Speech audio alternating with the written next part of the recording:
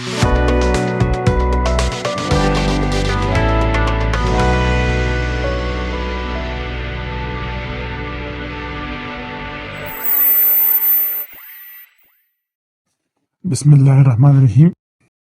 एक थी चिड़िया, एक था चिड़ा। चिड़िया लाई दाल का दाना, चिड़ा लाया चावल का दाना। इससे खिचड़ी पकाई, दोनों ने पेट भर कर खाई। आपस में इत्तेफाक हो तो एक एक दाने की खिचड़ी भी बहुत हो जाती है। चिड़ा बैठा ऊँघ रहा था कि इसके दिल में वसवसा आया कि चावल का दाना बड़ा होता है, दाल का दाना छोटा होता है। बस दूसरे रोज खिचड़ी पकी तो चिड़े ने कहा कि इसमें 56 हिस्से मुझे दे, 44 हिस्से तू ले। ए भगवान, पसंद कर या नापसंद कर, हकाइक से आंखें मत बंद कर।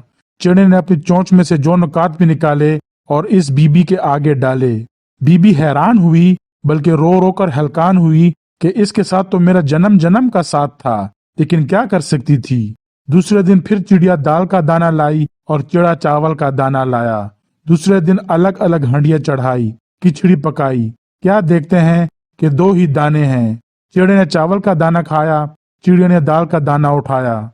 चिड़े को खाली चावल से पेचस हो गई, चिड़िया को खाली दाल से कब्ज हो गई।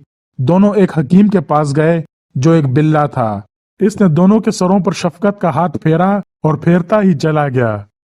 ये कहानी बहुत पुराने जमाने की है। आजकल तो चावल एक्सपोर्ट हो जाता है और दाल महंगी है, इतनी कि वो लड़कियां जो मौलवी इस्माइल मरीठी के जमाने में दाल बिगाड़ा करती थीं, आजकल फकत शेखी बिगाड़ती हैं। एक प्यासे कौवे को एक जगह पानी का मटका पड़ा नजर आया। बहुत खुश हुआ, लेकिन ये देखकर मायूसी हुई कि पानी बहुत नीचे है, पक मटके की तह में थोड़ा सा है। सवाल ये था कि पानी को कैसे ऊपर लाए और अपनी चूंच तर करे। इत्तेफाक से इसने हिकायत लुकमान पढ़ रखी थी। पास ही बहुत से कंकर पड़े थे। इसने उठाकर एक एक कंकर इसमें डालना शुरू किया। कंकर डालते डालते सुबह से शाम हो गई। ऐसा तो था ही, निडाल हो गया। मटके के अंदर नजर डाली तो क्या देखता है कि कंकर ही कंकर हैं। सारा पानी कंकरों ने पी लिया है। बेख्तियार इसके जुबान से निकला, हद तेरे की लुकमान। फिर बेसुध होकर जमीन पर गिर गया और मर गया। अगर वो कौवा कहीं से एक मिल्की ले आता तो मटके के मुंह पर बैठा बैठा पानी को चूस लेता, अपने दिल की मुराद पाता, हरगिज जान से ना जाता। एक था कछुआ, एक था खरगोश। दोनों ने आपस में दौड़ की शर्त लगाई। कोई कछुए से पूछे कि तूने क्यों लगाई, क्या सोचकर लगाई। दुनिया में अहमकों की कमी नहीं, एक ढूंढो 1000 मिलते हैं। तय ये हुआ कि दोनों में जो नीम के थैले तक पहले पहुंचे वो मेरी समझा जाए। इसे इख्तियार है कि हारने वाले के कान काट ले। दौड़ शुरू हुई। खरगोश तो ये जा वो जा, पलक झपकने में खासी दूर निकल गया। मियाँ कछुए वफादारी की चाल चलते मंजिल की तरफ रवां हुए। थोड़ी दूर पहुंचे तो सोचा बहुत चल लिए, अब आराम भी करना चाहिए। एक दरख्त के नीचे बैठकर अपनी शानदार माजी की यादों में खो गए, जब इस दुनिया में कछुए राज किया करते थे। साइंस और फनून लतीफा में भी इनका बड़ा नाम था। यूं ही सोचते में आंख लग गई।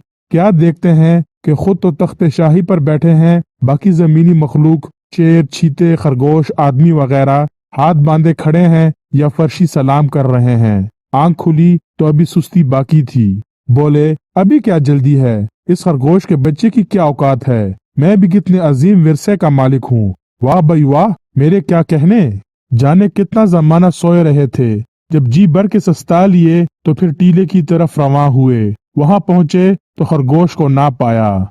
बहुत खुश हुए, अपने आप को दाद दी कि वाह रे मुस्तैदी, मैं पहले पहुंच गया, भला कोई मेरा मुकाबला कर सकता है। इतने में इनकी नजर खरगोश के एक पिल्ले पर पड़ी जो टीले के दरमियान में खेल रहा था। कछुए ने कहा, ए बरखुरदार, तू खरगोश खान को जानता है?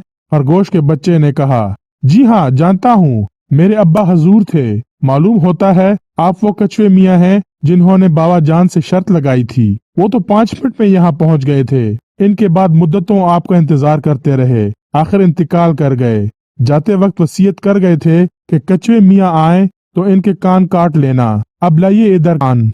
कछुए ने अपने कान और सर खोल के अंदर कर ली। आज तक छुपाए फिरता है।